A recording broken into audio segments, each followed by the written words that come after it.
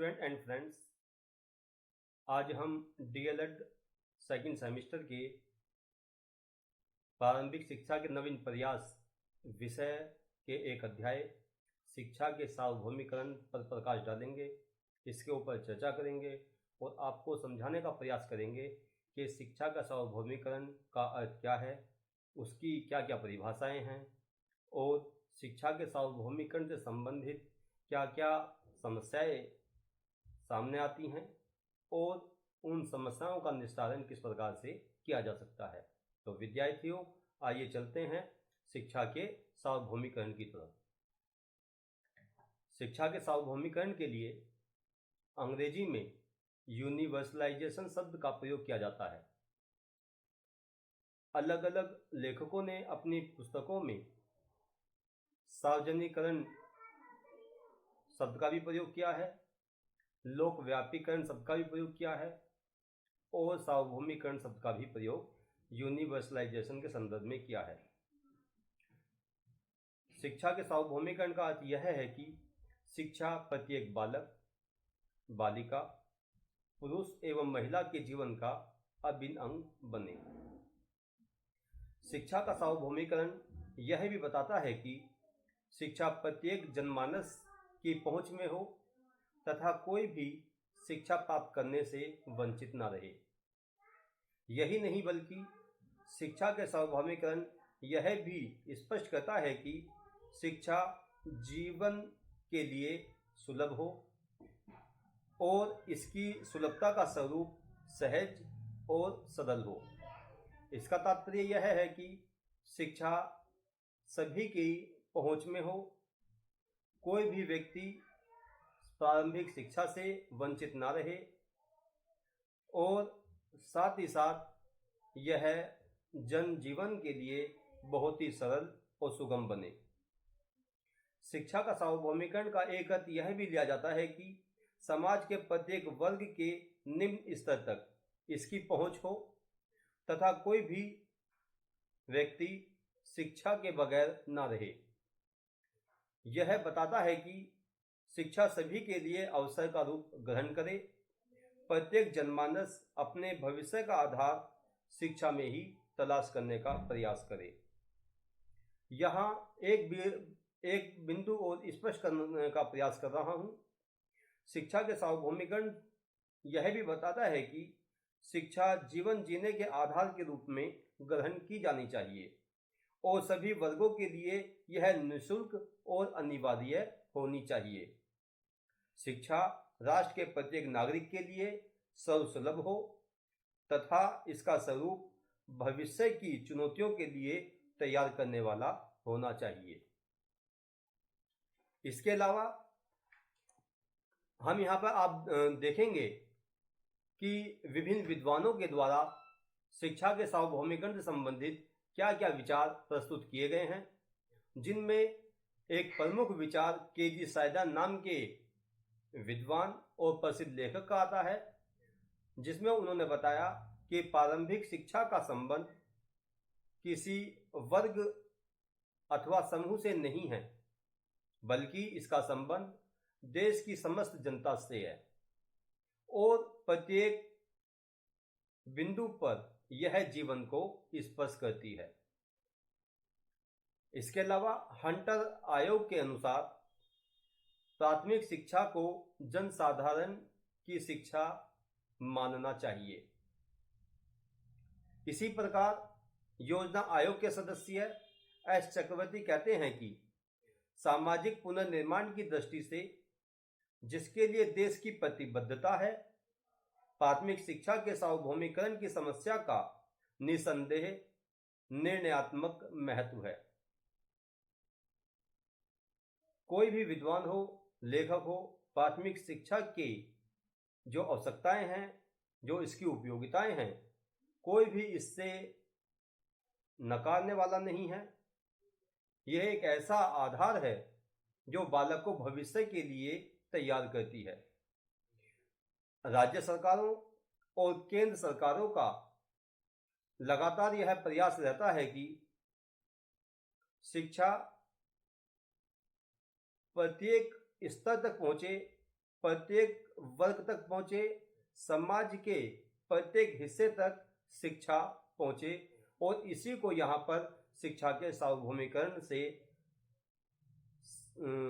स्पष्ट किया जा सकता है। इसके अलावा जेपी नायक के अनुसार शिक्षा को सामाजिक परिवर्तन का एक सशक्त माध्यम बनाने तथा इसे राष्ट्र विकास से संबद्ध करने की आवश्यकता है। शिक्षा को भारत के जनसाधारण के उस वर्ग की ओर उन्मुख करना है जो गरीबी की रेखा से नीचे जीवन यापन कर रहे हैं, ताकि उनमें आत्मचेतना जागृत हो सके और उनकी उत्पादक क्षमताएं प्रस्फुटित हो सकें, परिलक्षित हो सकें और अभिव्यक्त हो सकें, और उन्हें राष्ट्र निर्माण के कार्य में प्रभावी रूप से सहभागी बनाने योग्य तैयार किया जा सके। यहाँ शिक्षा एक ऐसा आधार है जो जनमानस में चेतना उत्पन्न करती है, उसको जागरूक बनाती है, उसको जीवन जीने लायक बनाती है, भविष्य के लिए तैयार करती है। शिक्षकों की यह कोशिश रहती है कि चाहे गांव में हो, चाहे नगरों में हो, कस्बों में हो, या किसी भी समाज के किसी भी वर्ग में हो, शिक्षा प्रत्येक बालक तक पहुंच जाए। इसी को संदर्भित करते हुए आपके सामने यहाँ 3 बिंदुओं के आधार पर शिक्षा के सार्वभौमिकरण के वास्तविक अर्थ को स्पष्ट करने का प्रयास करूंगा, जिसमें 3 बिंदुओं पर चर्चा की गई है। पहला है सुविधाओं का सार्वभौमिकरण। आजादी के बाद से लेकर के और आज तक सभी सरकारों का यह प्रयास रहा है कि शिक्षा सर्वसुलभ हो और यह प्रत्येक बालक की पहुंच में बन जाए, या सभी बालक शिक्षा को ग्रहण कर सकें। इसके लिए अलग अलग योजनाएं चलाई गई, आयोग बने, कमेटियां बनी, और उन कमेटियों की सिफारिशों को वास्तविक और मूर्त रूप भी देने का प्रयास किया गया। लेकिन कहीं ना कहीं फिर भी लगता है कि शिक्षा अपने उस गंतव्य को प्राप्त नहीं कर पा रही है, अपने उस लक्ष्य को प्राप्त नहीं कर पा रही है जो लक्ष्य प्राप्त किया जाना चाहिए था। आज तकनीकी के इस युग में भी हम देखते हैं कि लॉकडाउन में जैसे ऑनलाइन शिक्षण कार्य चल रहे हैं, और प्रत्येक स्तर पर, चाहे वो बालक किसी भी कक्षा का हो, ऑनलाइन शिक्षण कार्य को उस तक पहुंचाने का प्रयास लगातार किया जा रहा है।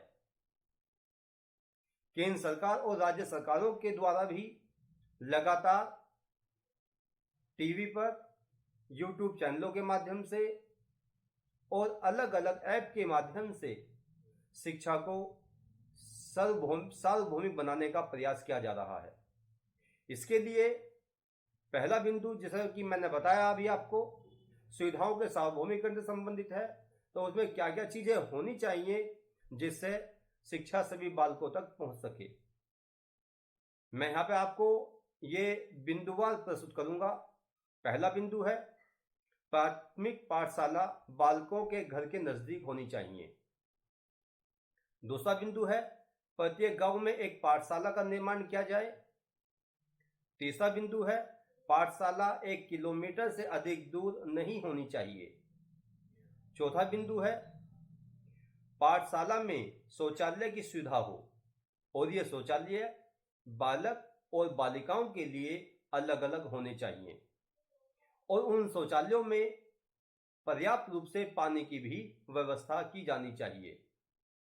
पांचवा बिंदु है पाठशाला में बालकों को बैठने के लिए कुर्सी तथा स्कूल बैग रखने के लिए टेबल की सुविधा होनी चाहिए। छठा बिंदु है स्कूल में श्यामपट्ट या जैसा कि आज के समय में व्हाइट बोर्ड, ग्रीन बोर्ड या डिजिटल बोर्ड की व्यवस्था है और कक्षाओं को स्मार्ट क्लास का रूप दिया जा रहा है, तो उस प्रकार की सुविधाएं भी जहां तक संभव हो की जानी चाहिए। सातवां बिंदु है स्कूल में खेलने के लिए खेल की सामग्री एवं खेल का मैदान भी होना चाहिए। आठवां बिंदु है स्कूल में स्वस्थ पानी की व्यवस्था हो। नवां बिंदु है स्कूल में सफाई हो तथा चार दीवारी पर आकर्षक रंग रोगन किया जाना चाहिए। और 10वां बिंदु है स्कूल में छोटे छोटे पुष्पों से भरे हुए पौधे लगे होने चाहिए, जिससे बालक उनकी तरफ को ज़्यादा से ज़्यादा अट्रैक्ट हो सके। तो विद्यार्थियों, पहला बिंदु है जो सुविधाओं के सार्वभौमिकरण से संबंधित है। दूसरा बिंदु है नामांकन का सार्वभौमिकरण। हम देखते हैं कि अधिकांश बच्चे स्कूल में नहीं आ पाते, प्रवेश नहीं लेते, चाहे कारण कुछ भी हो, लेकिन हम देखते हैं कि 100% नामांकन से बच्चे वंचित रह जाते हैं। इसके लिए जरूरी है कि ज़्यादा से ज़्यादा कन्वेंसिंग की जानी चाहिए, बच्चों के घरों तक पहुंचा जाना चाहिए और जो जो बिंदु मैं आपके सामने प्रस्तुत कर रहा हूं इनका प्रयोग किया जाना चाहिए। जैसे पहला बिंदु है कक्षा 6 से 14 वर्ष के प्रत्येक बालक का नामांकन कक्षा 1 से 8 तक की कक्षा में होना चाहिए। दूसरा बिंदु है गांव, कस्बों, नगरों आदि के बालकों को स्कूल में आने एवं प्रवेश लेने हेतु प्रेरित किया जाना चाहिए। तीसरा बिंदु है आर्थिक स्तर से कमजोर परिवार के बालकों को विद्यालय शुल्क में छूट देकर नामांकन किया जाना चाहिए। चौथा बिंदु है नुक्कड़ नाटकों के माध्यम से शिक्षा के प्रति धारणा में परिवर्तन लाया जाए, जिससे बालिकाएं भी शिक्षा से लाभ उठा सकें। पांचवा बिंदु है बालकों एवं उनके माता पिता के साथ साथ संबंध स्थापित करके शिक्षा के महत्व से अवगत कराया जाना चाहिए। छठा बिंदु है शिक्षा जीवन का आधार तत्व है, भविष्य के निर्माण की नींव है, जीवन शैली में परिवर्तन का माध्यम है। तो इसलिए इन आधारों को ध्यान में रखते हुए प्रत्येक बालक के अंदर जागरूकता उत्पन्न की जानी चाहिए। सातवां बिंदु है शिक्षा को जीवन की क्रियात्मकताओं से जोड़कर सिखाया जाना चाहिए, जिससे प्रत्येक बालक स्कूल में नामांकन हेतु उपस्थित हो सके। आठवां बिंदु है स्कूल में नामांकन और प्रवेश हेतु अधिक से अधिक प्रचार और प्रसार किया जाना चाहिए। नवा बिंदु है संवैधानिक प्रावधानों के माध्यम से विद्यालय में नामांकन हेतु प्रेरित किया जाना चाहिए।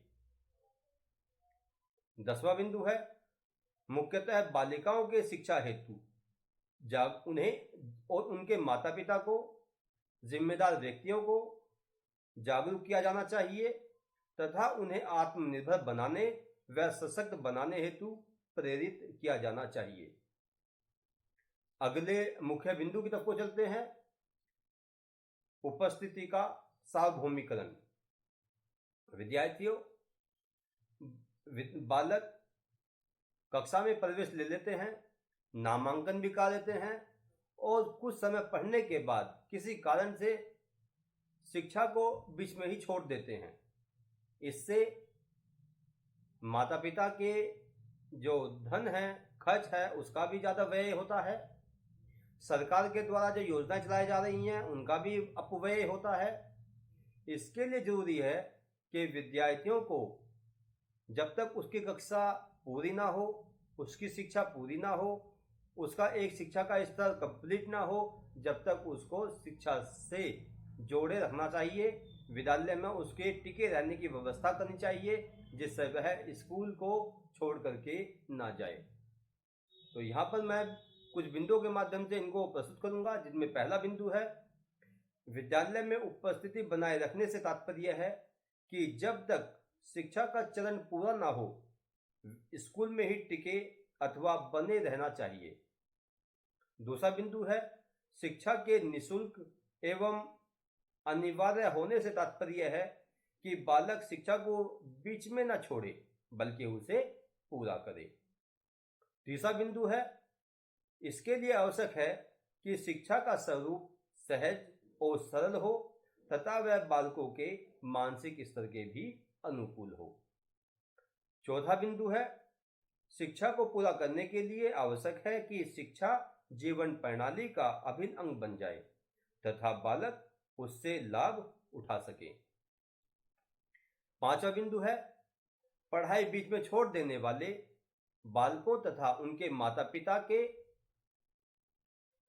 से समन्वय स्थापित करके उनकी काउंसलिंग की जाए, जिससे बालकों की समस्या तथा उसके कारणों तक पहुंचा जा सके और उचित समाधान भी किया जा सके। यानी कि विद्यार्थियों का भी और साथ साथ विद्यार्थियों के जो अभिभावक हैं उनकी काउंसलिंग की जा सके और जो समस्या है उस समस्या को दूर करने का जहां तक प्रयास हो सके प्रयास किया जाना चाहिए। छठा बिंदु है, अपव्यय से बचने के लिए बालकों तथा उनके माता पिता को केंद्र एवं राज्य स्तरीय योजनाओं से अवगत कराया जाना चाहिए।